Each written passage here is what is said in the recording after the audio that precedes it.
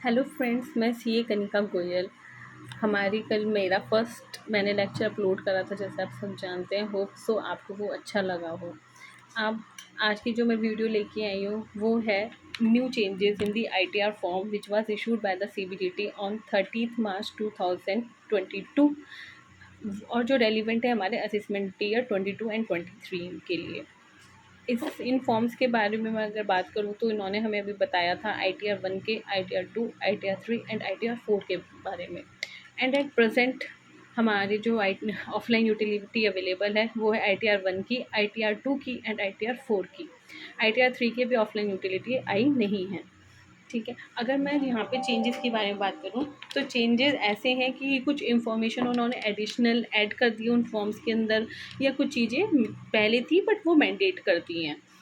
कुछ क्लैरिफिकेशन है, कुछ जस्टिफिकेशन टाइप से पॉइंट्स हैं जो एलोबरेट करने के लिए उन्होंने हमसे अब मांगे हैं। मैं फर्स्टली बात करती हूँ ITR 1 के बारे में। ITR 1 में पहले हमारा नेचर ऑफ एम्प्लॉयमेंट होता था, मांगते थे, और उसमें हमारे पॉइंट्स होते थे कि आप एम्प्लॉय हैं किसके, PSU के, या फिर आप सेंट्रल गवर्नमेंट के एम्प्लॉय हैं, या स्टेट गवर्नमेंट के एम्प्लॉय हैं, या पेंशनर हैं, या फिर अदर्स हैं, या फिर नॉट एप्लीकेबल हैं। बट एट प्रेजेंट अब इन्होंने क्या कर दिया, जो हमारे पेंशनर थे उनका भी इन्होंने बाइफर्केशन कर दिया है। जैसे कि आप सेंट्रल गवर्नमेंट से आपको पेंशन आ रही है, या फिर स्टेट गवर्नमेंट की है, या फिर PSU के अंदर है, या अदर पेंशनर्स हैं। ठीक है, फर्स्ट ये हमारे क्लियर है ITR 1 के रिगार्डिंग। अब मैं आगे बात करती हूँ और अदर ITRs की। तो उसके अंदर हमारा पहला आता है, हम रेजिडेंशियल स्टेटस चेक करते थे पहले, कि हमें टिक करना होता था कि हमारे को हम रेजिडेंट हैं, या फिर resident but not ordinary resident हैं, या फिर नॉन रेजिडेंट हैं। अब भी हमारा यही हमें सिलेक्ट करना है, बट हमारी कुछ कंडीशंस होती थी कि जिन्हें जब हम फुलफिल करेंगे तभी हम रेजिडेंट बन पाते थे। अब वो कंडीशंस हमें उन्हें बतानी है कि किस कंडीशंस के फुलफ़िल करने के बाद हम रेज़िडेंट बने हैं। वो उसके ऊपर ऑप्शंस होंगे कि आप 182 डेज़ या उससे ज़्यादा थे इंडिया में, या 60 डेज़ वाली जो भी वो कंडीशंस हैं, आप जौन सी फुलफ़िल करके रेज़िडेंट बने हैं वो आपको टिक करना होगा, तब आपका ये एडिशन उन्होंने उसमें डाला है रेज़िडेंट के लिए। थर्ड पॉइंट आया हमारा कैपिटल गेन के रिगार्डिंग। कैपिटल गेन के रिगार्डिंग भी उन्होंने चेंजेस लाए हैं, वो लैंड और बिल्डिंग के केस के अंदर। अगर अब हमारे अंदर क्या मांगते हैं इसके अंदर इंफॉर्मेशन, अगर आपने लैंड और बिल्डिंग सेल करी है तो आपको अपनी ITR फॉर्म में मेंशन करना होगा, मैंडेटरी मेंशन करना होगा डेट ऑफ परचेज का एंड डेट ऑफ सेल के बारे में। अब हमारे को कॉस्ट ऑफ एक्विजिशन भी बतानी है और इंडेक्स कॉस्ट ऑफ एक्विजिशन, दोनों बतानी है। पहले हम क्या करते थे, इंडेक्स कॉस्ट ऑफ एक्विजिशन ही बताते थे, लेकिन अब हमें cost of acquisition and index cost of acquisition बतानी है। अगर आपकी कोई एसेट के अंदर आपने इम्प्रूवमेंट करी है तो आपको date of improvement, year of improvement, cost of improvement and index cost of improvement ये भी मेंशन करनी है। ओके, अगर आपका 194 IB के अंदर TDS आपने वायर का काटा है तो फिर उसके अंदर उसका आधार कार्ड और पैन कार्ड की डिटेल भी ज़रूर देनी है। प्रॉपर्टी का फुल एड्रेस इंफॉर्मेशन आपको प्रोवाइड करनी है। Country and the zip code देनी है अगर वो एसेट जो है आपकी वो फॉरेन कंट्री में सिचुएटेड है। ये हमारा कैपिटल गेन के रिगार्डिंग इन्होंने कुछ एडिशन इन्फॉर्मेशन हमसे मैंडेट करके मांग ली है। अब आगे की बात करूँ तो हम जब भी न्यू टैक्स रिजिम ऑप्ट करते थे, जैसे आपको याद होगा पिछले साल जब इंडिविजुअली न्यू टैक्स रिजिम में ऑप्ट करता था 115 BAC के अंदर, तो फिर वो क्या करता था, उन्हें अब बताना होता था कि हमने ऑप्ट कर रहे हैं या ऑप्ट आउट कर रहे हैं। अब यहाँ पे इन्होंने एक चीज़ और कर ली है, इन्होंने मांगा है कि जो आप न्यू टैक्स रिजिम में ऑप्ट करने के लिए फॉर्म 10IE फाइल करते थे, कि वो आपने प्रीवियस ईयर में फ़ाइल करी थी या नहीं करी थी। यानी कि मैं बात करूँ, आपने असेसमेंट ईयर 2023 का फॉर्म भर रहे हैं, तो फिर आप बताएंगे कि क्या मैंने असेसमेंट ईयर 21 और 22 में फॉर्म IE भरा था या नहीं भरा था।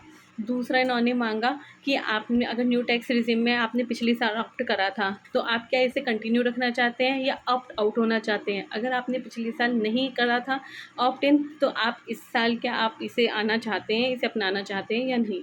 ये इनका न्यू है। अब मैं बात करती हूँ अदर इनकम अंडर दी है अदर सोर्सेज की।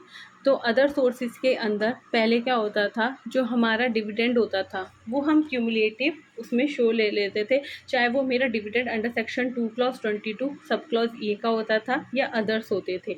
अब इन्होंने क्या करा, उसे 2 पार्ट में डिवाइड कर दिया है। जो मेरा डिविडेंड होता है, जो डीम डिविडेंड जिसे हम बोलते हैं under section 2 clause 22 sub clause ई का, वो हमें स्पेसिफिकली अलग से मेंशन करना होगा, और बाकी के जो अदर डिविडेंड होंगे वो मुझे अलग से ही शो करने होंगे।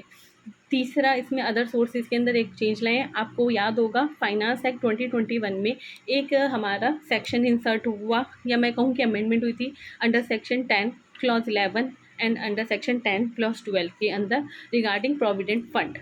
अब उसके अंदर हमारे ये कहा गया, अगर आपकी जो प्रोविडेंट फंड के अंदर कंट्रीब्यूशन है वो 2.5 लाख से अगर वो ऊपर कर जाएगी, एक्सीड कर जाएगी, तो जो उसके ऊपर इंटरेस्ट कंपोनेंट होगा वो हमारा टैक्सेबल होगा। तो वो ये इसमें इन्होंने उसके 4 पार्ट कर दिए हैं कि अंडर आप उनका अगर 10 अगर आप 10 अंडर क्लॉज 11 का फर्स्ट प्रोविज़ो में फॉल करते हैं तो आपको वो इंटरेस्ट इनकम दिखाइए। आप उसके सेकंड प्रोविज़ो में फॉल करते हैं तो उसकी इंटरेस्ट की इनकम आप बताइए। और अगर आप 10 क्लॉज 12 के फर्स्ट प्रोविज़ो में है तो उसके इंटरेस्ट की अमाउंट बताइए, या फिर सेकंड प्रोविज़ो में है तो उसके इंटरेस्ट की अमाउंट बताना। ये इन्होंने अब इसमें कर दिया है। अब अब इसमें लास्ट चेंजेस जो आए हैं, वो लास्ट चेंज ये क्या है, अगर आप सपोज प्रिजम्पटिव टैक्सेशन का बेनिफिट नहीं है, 44 AD, AE, ADA इनका नहीं ले रहे हैं बेनिफिट, तो इसमें आपको बताना है। अगर आप इसमें नहीं, आपकी इनकम फॉल कर रही है, तो आपको इसमें इन्होंने कुछ क्लैरिफिकेशन मांगी है, कुछ पॉइंट्स इंसर्ट करे हैं कि जैसे आपका जो टर्नओवर है, ग्रॉस रिसिप्ट है, वो 1 करोड़ एंड 10 करोड़ के बीच में फॉल कर रही है। अगर फॉल नहीं कर रही है तो 1 करोड़ से कम है, या 10 करोड़ से एक्सीड नहीं कर रही है, या फिर आपकी जो ग्रॉस रिसीप्ट है वो 5% जो हमारा कैश में 5% या उससे ज़्यादा कैश में मिल रहा है, क्या है वो आपकी इन शॉर्ट में मैं कहूँ तो आपकी ये इनकम टैक्स की जो ऑडिट है उसकी कंप्यूटेशन करने के लिए वो पॉइंट्स आपसे पूछे गए हैं। ये सारे पॉइंट्स यहाँ तक के हैं। अगर आपको कुछ लगता है कि और कुछ एडिशंस और हुई हैं या कुछ भी है अपडेट है, तो वो आप मेरे साथ कमेंट बॉक्स में शेयर करके मुझसे पूछ सकते हैं, बात कर सकते हैं। हम इस चीज़ के बारे में ज़रूर डिस्कस करेंगे। होप सो आपको ये वीडियो अच्छी लगी हो, इन्फॉर्मेटिव लगी हो। अगर आपको अच्छी लगी है तो प्लीज़ इसे लाइक करना, शेयर करना, सब्सक्राइब करना चैनल को, और अपने फ्रेंड्स के साथ शेयर ज़रूर कीजिएगा। Thank you.